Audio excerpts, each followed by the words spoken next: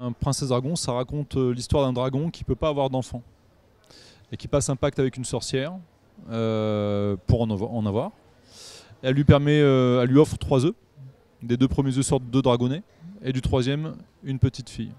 Sachant que Dragon déteste les humains, le 3e enfant, c'est pas un super cadeau. Mais bon, elle crache du feu, donc ça passe. Et donc c'est l'histoire de Poil, la petite de Dragon, qui sait pas si elle est humaine, si elle est dragon, elle se cherche, et qui rencontre une petite humaine qui s'appelle Princesse, la fille d'un roi. Et à 2, elles vont vivre des aventures rocambolesques. On a essayé de faire quelque chose de plus jeune, et surtout, moi, de mon côté, j'ai eu deux petits, et donc j'ai eu aussi envie d'écrire pour eux.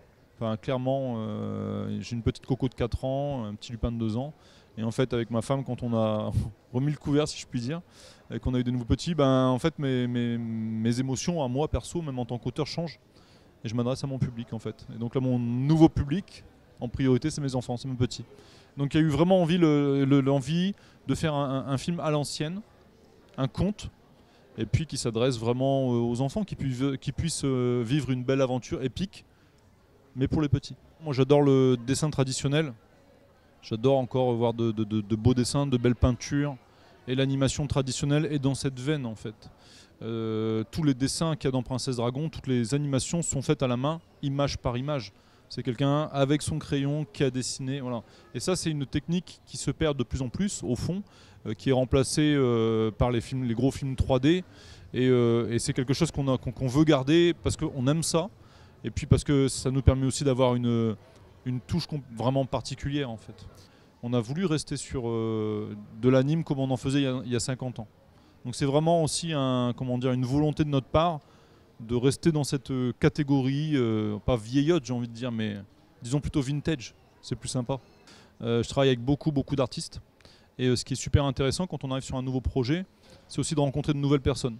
Donc sur Princesse Dragon, je travaillais avec des gens avec qui je bosse depuis très longtemps, parce qu'il y a aussi une connexion qui se passe au bout d'un moment, on est comme des vieux couples, hein, au fond on apprend à se connaître, on apprend à bosser ensemble.